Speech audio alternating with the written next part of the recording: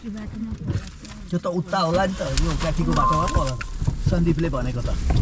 यो के अरे जिलेबी बाटो सेलोटी पुल जिलेबी पुलमा को बाटोमा चाहिँ तल पुग्दाखेरि चाहिँ मजाको खानाहरू पाउने एउटा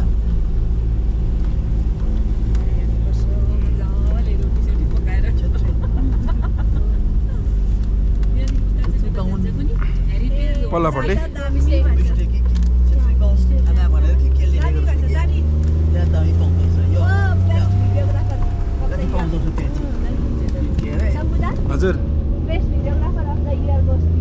थ्याङ्क यू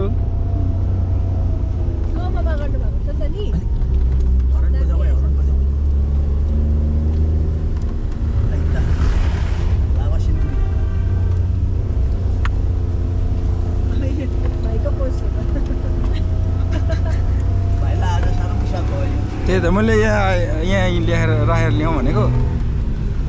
खै जाउँ कि नजाउँ भन्दै थिएँ भाइ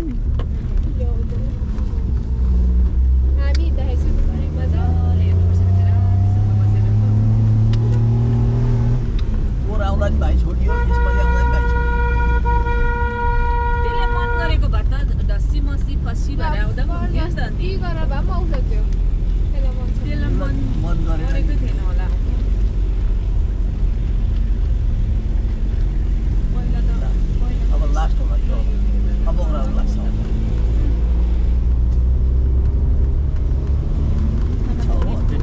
फाइनल हो यो यहाँबाट ओह्रालो हो नराम्रो होइन त्यो त अल अलिकति मात्रै रहेछ बाटो हो कि नराम्रो हजुर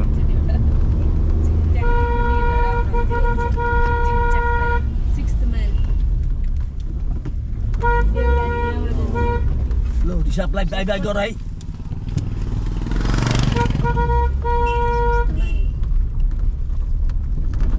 बाई बाई हिसाब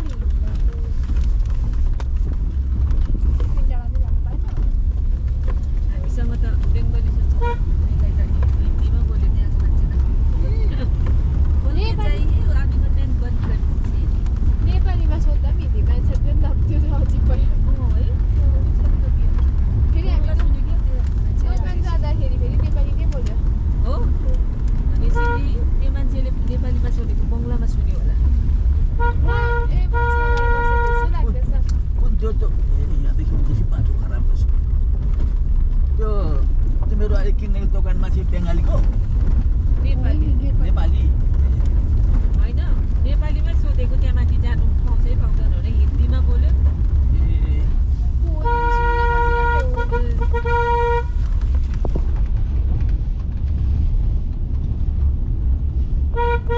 सबैजना ननिस्किने एकजना निस्केर ल्याइहाल्नु ल के चाहिँ मोमो ल्याउने हो भने यहाँ तल 6 माइलमा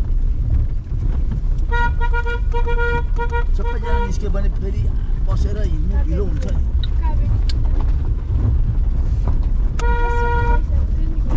चिसो परेको शीतल परेको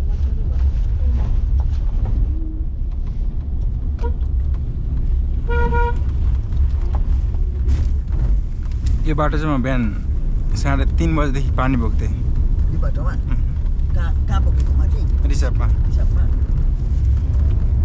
भालु भेट्दा गएँ तल चाहिँ त्यहाँदेखि चाहिँ 2 पल्ट ऐना उठाएर लक गरेर हिँडेको गाडी पिकअपै थियो हजुर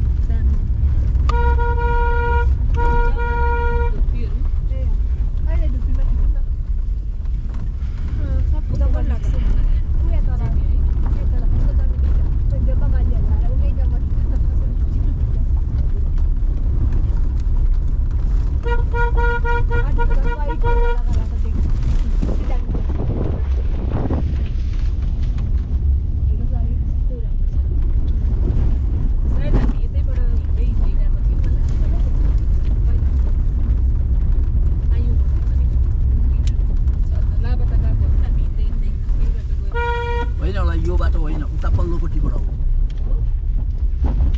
अलिक तलबाट उताबाट जाने बाटो छ नि यसलाई तल राख्दैन अप्ठ्यारो भयो भने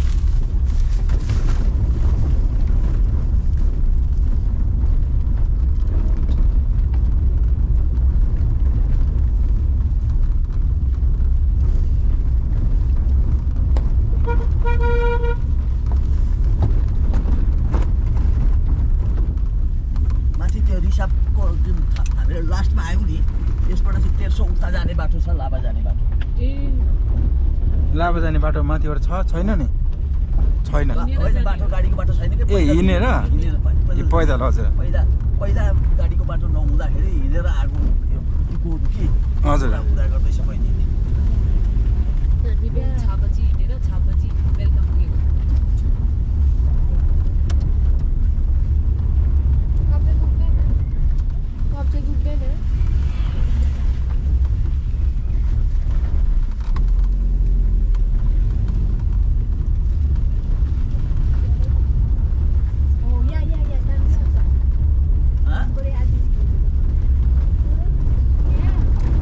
रोकौँ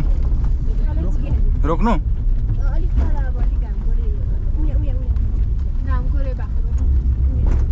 भन्नु ल उयाँ ए उयाँ छाया भएकोमा